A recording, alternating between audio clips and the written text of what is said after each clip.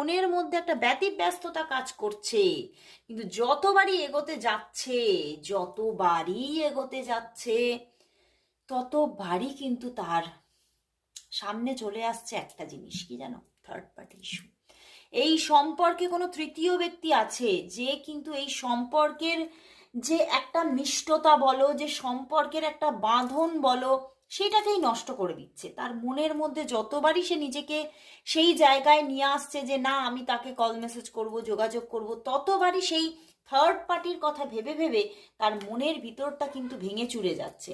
মনের ভিতরটা তার এটাই এটাই চলছে যে একদিন কথা বলে যোগাযোগ করে কি হবে, আমি যদি তাকে সারা জীবনের মতো না পাই, আমি যদি তাকে মানে স্টেবল ভাবে নিজের জীবনে না রাখতে পারি, না তাকে নিয়ে চলতে পারি, তাহলে একদিনের যোগাযোগে তো আরো বেশি আমি হার্ট হয়ে যাব, আরো বেশি আমার